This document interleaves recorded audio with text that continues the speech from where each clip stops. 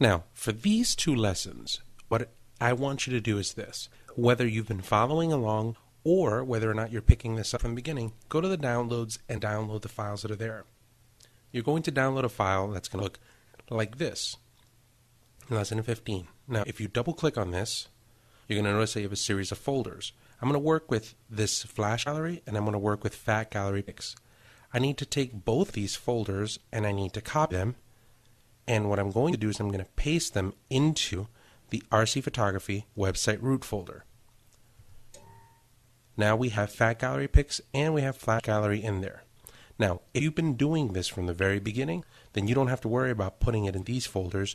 All you need to do is take these two folders that are here and paste them into the website root folder that you've been using and working on. So, that said, I'm going to go into DreamWeaver, and I'll just move this out of the way. Let's come back in here. I'm going to go to my Files section, and then I'll just hit refresh just to be on the safe side, and make sure that I have Flash Gallery, and make sure that I have Fat Gallery.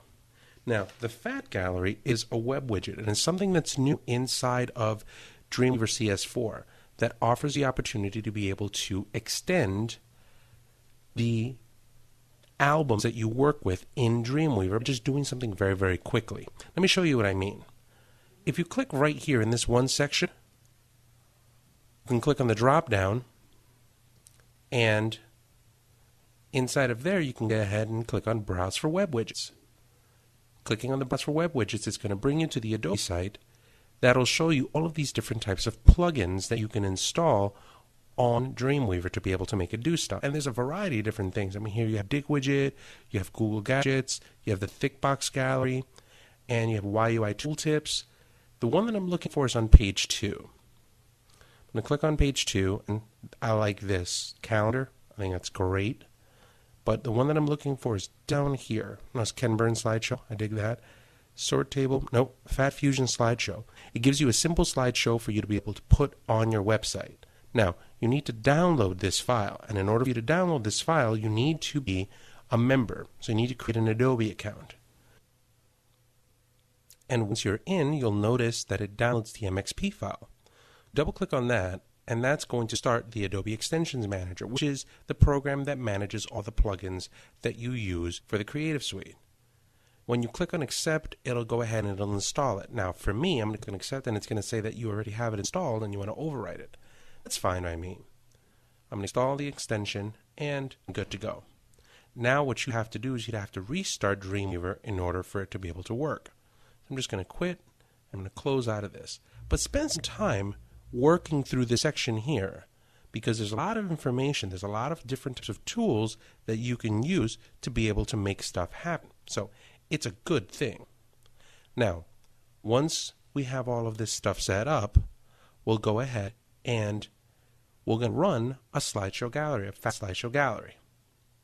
Now, I'll close this out, and I'm going to close out this page, and I'm going to come over here to DreamWeaver, and I'll go to my files, and inside of my files, I'm going to create a new folder, and I'm going to call it FAT, P-H-A-T.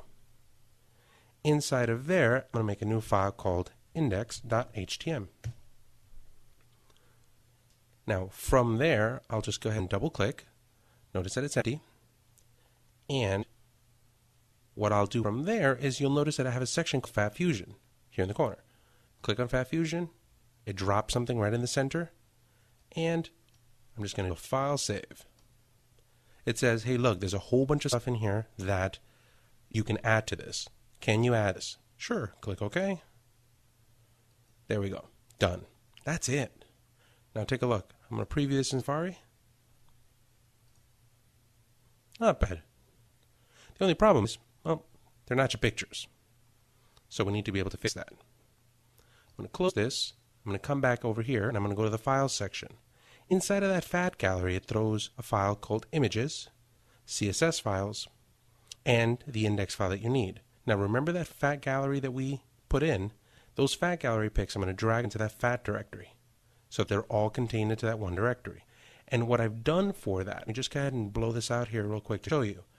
You have to be very specific about what you create when you want to put stuff inside of that Fat Fusion gallery. Your big images should really be around 450 by 299. And your thumbnails should be by 100 by 67. So that's what these pictures were that I was uploading. Obviously in Photoshop what you would do is you would create an action that does these for you, that does a large picture at 450 by whatever it is that you would want it to be. In this case I'm saying 450 by 300 is probably pretty good, and you would make your thumbnail 100 by 67. Once you have it set, take that folder and put that folder into DreamWeaver, kind of like what we just did here. Once you've done that, here's my Fat Gallery folder. And really, all you have to do at this point is just expand this. All right, let's pull this out. And here's our stuff. We're going to highlight the first picture. There's the source for the original image, and there's the source for the thumbnails right here. So I'll just go ahead and grab my thumbnail source, point it to pick one thumb, point the link to the image.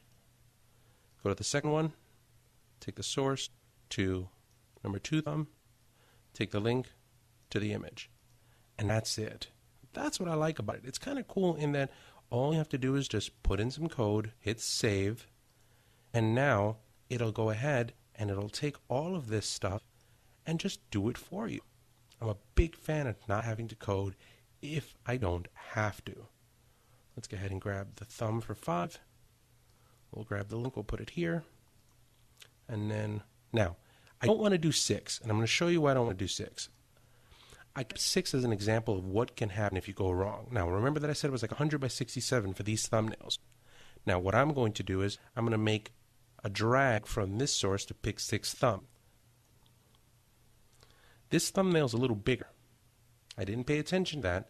That's what's going to happen. That's what it's going to look like. So in an effort to keep consistency, I tell you, make all of your thumbnails the exact same size. It makes it look nicer. I'm just going to do an undo, and I'm going to do a save. Now I'll go ahead and I'll preview this in Safari. Now they're my images. And I require no coding. That's the cool part. I like that. Come over here to this one. Come over to this one. And we're all set. Now, the only thing that I need to do from here, or that I would like to from here, is apply my own template to this.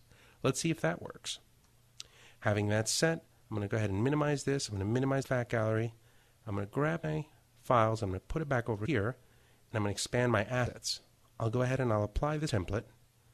And the template body content will go to the content area. And the head content is going to go over to the head area. I'll click OK. And now I'll do a file save. Previewing this in Safari, you're all set. Now you have yourself, in a relatively short amount of time, a Yahoo widget that gives you a slideshow. And the important part about this is no code whatsoever.